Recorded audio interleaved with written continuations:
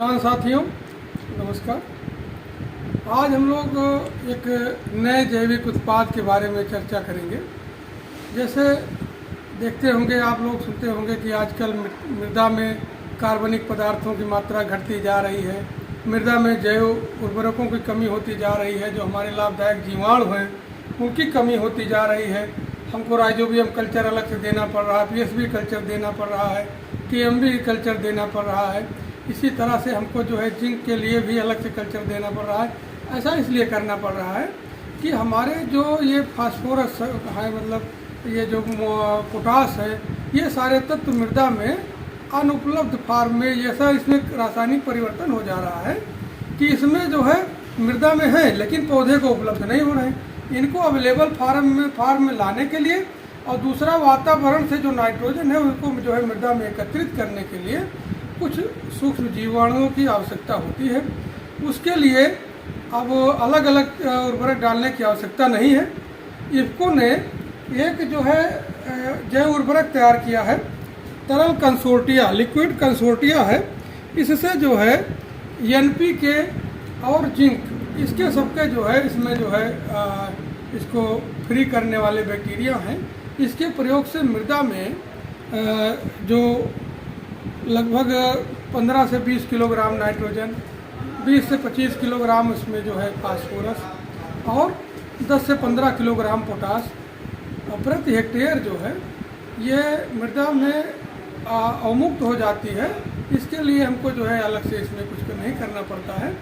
तो इसके लिए क्या करते हैं कि ये जो है इसको कई प्रकार से हम लोग प्रयोग करते हैं। पहला कैसे करते हैं कि इसमें 250 ml इसको ले लेते हैं, 250 ml, और 50 से 60 किलोग्राम बीज से, जो अगर कोई बीज होते हैं तो उसको उसी से उपचारित कर देते हैं और फिर बुआई कर देते हैं, तो इसमें जो है इसका कल्चर जो है लग जाता है।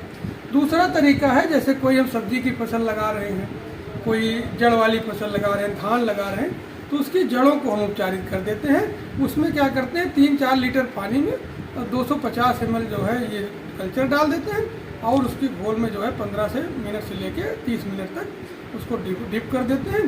फिर उसको जब रोपाई करते हैं तो कल्चर जो है पर्याप्त मात्रा में आपके उसमें मिल जाता है और वो मृदा में जाके अपना काम जो है प्रारंभ कर देता है। तीसरा एक तरीका है कि इसको मृदा में कैसे हम इसको बढ़ाएं, कैसे इसको खाद के तरह से कैसे काम करें, व्यापक पैमाने पर कैसे प्रयोग करें।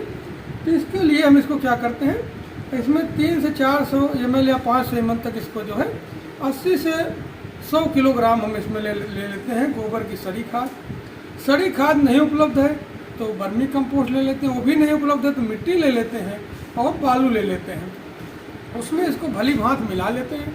मिला के 24 घंटे से 48 घंटे तक इसको कहीं छायादार स्थान पे रख देते हैं और फिर जो है रखने के बाद जो है इसको ले जाके बुआई से पहले जब हम अंतिम तैयारी करते हैं, खेत की जुताई करते हैं, तो उसी समय छाया का मौसम रहे, ज़्यादा तेज धूप ना रहे, बादल रहे या सुबह शाम में बिखेर कर खेत में मिला देते हैं।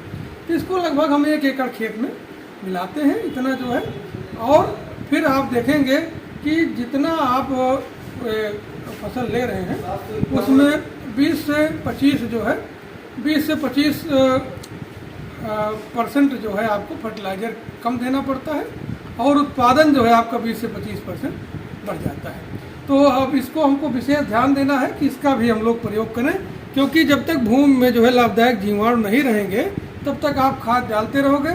ये सीजन में हम लोग डालते हैं डीएपी, अगले सीजन में फिर फास्फोरस की कमी हो जाती है अगली फसल में, तो इसलिए इसको बार बार हम लोग जब प्रयोग करते हैं तो इससे अच्छा रहता है कि अगर कल्चर का प्रयोग कर देते हैं तो वो धीरे धीरे मृदा में इसकी उपलब्धता जो है बढ़ाता रहेगा और आपको कम पैसा खर्चा करना पड़ेगा उर्वरक के लिए।